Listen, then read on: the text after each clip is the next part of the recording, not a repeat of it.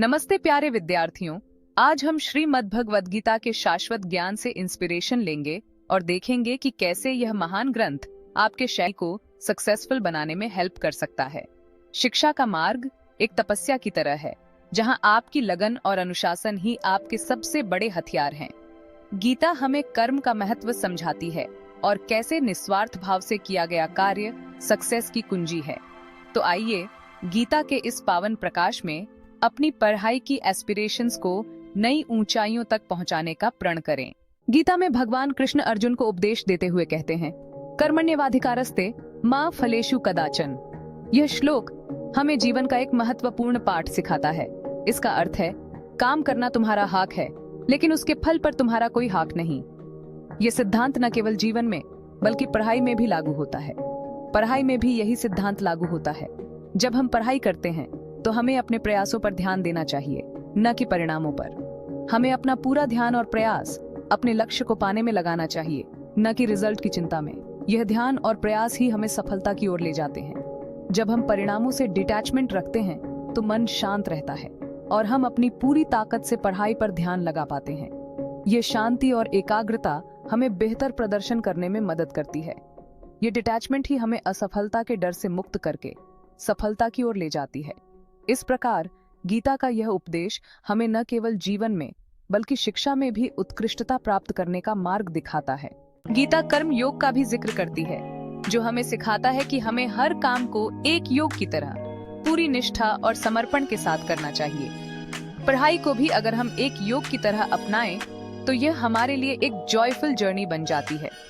हर विषय को समझने की जिज्ञासा, हर कॉन्सेप्ट को सीखने का उत्साह, यही कर्म योग का असली रूप है। याद रखें, सच्ची सफलता के लिए जरूरी है कर्म के प्रति प्रेम और समर्पण। गीता हमें यह भी बताती है कि जो व्यक्ति निस्वार्थ भाव से अपना कर्म करता है, उसे उसका फल जरूर मिलता है। यह फल कभी कभी तुरंत नहीं मिलता, लेकिन समय के साथ उसकी मेहनत और समर्पण का परिणाम अवश्य मिलता है।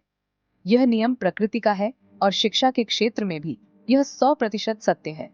शिक्षा के क्षेत्र में यह नियम और भी महत्वपूर्ण हो जाता है, क्योंकि यह हमारे भविष्य की नींव रखता है। जो विद्यार्थी ईमानदारी और लगन से पढ़ाई करते हैं, उन्हें सफलता जरूर मिलती है। उनकी मेहनत और समर्पण उन्हें उनके लक्ष्यों तक पहुंचाते हैं।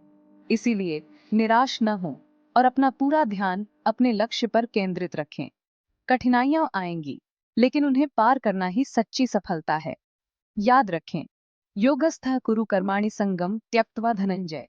यह श्लोक हमें सिखाता है कि हमें अपने कर्म में लगे रहना चाहिए, बिना किसी फल की चिंता किए। सिद्ध्य सिद्ध्यो समो भूत्वा समत्वं योग उच्यते। इसका अर्थ है कि हमें सफलता और असफलता में समान रहना चाहिए, क्योंकि यही सच्चा योग है। अर्थात, हे धनंजय, आसक्ति को छोड़कर कर्म करो, सफलता असफलता में समान रहो, क्योंकि समत्व ही योग है।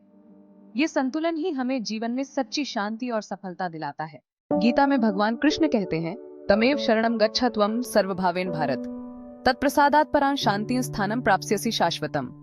अर्थात, हे भारत नंदन, तुम पूरी श्रद्धा से उस परमेश्वर की शरण में जाओ, उसकी कृपा से तुम्हें परम शांति और शाश्वत स्थान की प्राप्ति होगी। यह शांति केवल आध्यात्मिक नहीं है, बल्कि यह हमारे दैनिक जीवन में भी महत्वपूर्ण भूमिका निभाती है। यह शांति, यह मानसिक स्थिरता हमें अपनी पढ़ाई में भी हेल्प करती है। जब हम मानसिक रूप से स्थिर होते हैं तो हमारी एकाग्रता और ध्यान में सुधार होता है।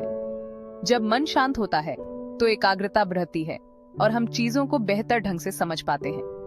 यह हमें न केवल बेहतर अध्ययन करने में मदद करता है, बल्कि हमारे जीवन के अन्य क्षेत्रों में भी लाभकारी होता है और हम चीजों को बेहतर ढंग से समझ पाते हैं।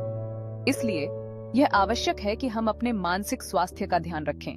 इसलिए मेडिटेशन, योगा और प्राणायाम जैसी प्रैक्टिसेस को अपनी दिनचर्या में शामिल करें, ताकि हम अपने मन को शांत और स्थिर बना सकें। और अपने मन को शांत और स्थिर बनाएं।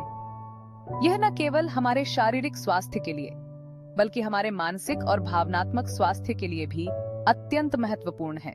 प्यारे विद्यार्थियों, गीता हमें जो सबसे जरूरी सीख देती है, वह है खुद पर विश्वास और काम में दृढ़ता। आप सभी में अपार संभावनाएं हैं और आप सभी महानता प्राप्त कर सकते हैं। बस जरूरत है गीता के उपदेशों को अपने जीवन में उतारने की और दृढ़ निश्चय के साथ अपने लक्ष्य की ओर बढ़ते रहने की। आप सभी को मेरी शुभकामनाएं। जय श्री कृष्णा।